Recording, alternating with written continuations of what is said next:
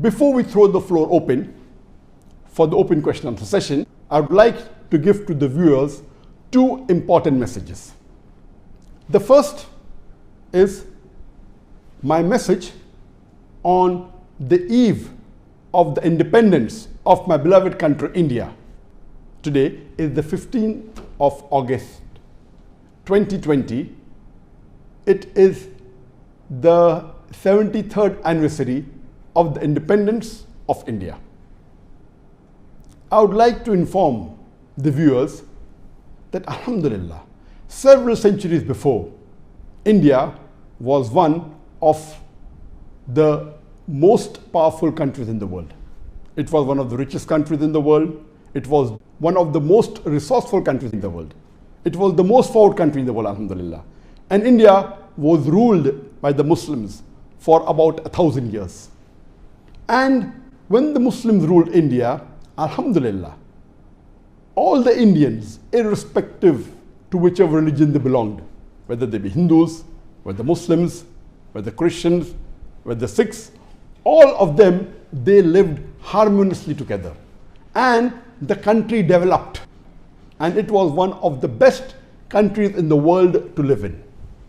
Yes, there were wars, but that was for power, that was for land, and on both the sides you would find Hindus and Muslims. There was no war based on religion. The human beings on the platform of religion, they did not fight with each other. And Alhamdulillah, the advancement that India made was phenomenal.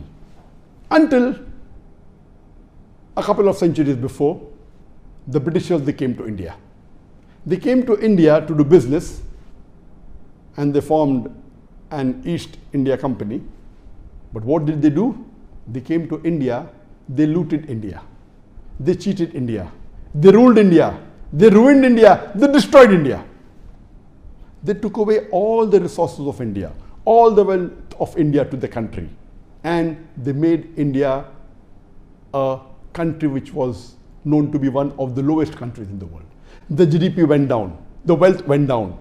It was at its lowest. Alhamdulillah, there were tens and hundreds of thousands of Indians from the Hindu community, from the Muslim community, from the Sikh community, from the Christian community, who unitedly fought for the freedom of India. And Alhamdulillah, 73 years before, on the 15th of August, 1947, my beloved country, our beloved country, India, it got its independence, its freedom from the clutches of the Britishers. But unfortunately, when the Britishers left India, they left behind the disease of divide and rule. From the time the Britishers left in 1947, more than 65 years later, Alhamdulillah, India kept on progressing. After independence, for more than 65 years, India progressed economically, in terms of wealth, in terms of education, in terms of science and technology, and it advanced. And Alhamdulillah, again India, though did not reach on top of the world, but it came somewhere, Alhamdulillah, close to the developing country, and India progressed. But unfortunately, since the last 6 years, especially last 4 to 5 years, India is deteriorating again. The GDP has gone down, the wealth has gone down, the economy has gone down, the unemployment has increased, and there is more lynching, there is anarchy, there is loss of peace. Since this present government has come to power, since the last 6 years, we find that our country is deteriorating.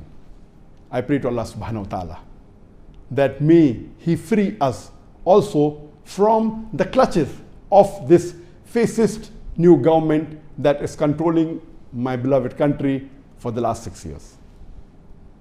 I could see a ray of hope last few months, when this government brought laws against the minority, especially the Muslims. Alhamdulillah, the majority community, the Hindus, they stood shoulder to shoulder with the Muslims. The Christians came forward. The Sikh came forward. And Alhamdulillah, they stood shoulder to shoulder with the Muslims against the wrong policies of the government. A few months ago, the same government engineered riots in the capital city of the country, India. And the main aim was to disturb, to kill the minority, especially the Muslims. And they engineered a riot. Alhamdulillah, you could find many people from the majority community, many from the Hindu community who risked their lives, and they saved the lives of many Muslims. At the same time, many Muslims in the Muslim majority area, they saved the lives of the Hindus.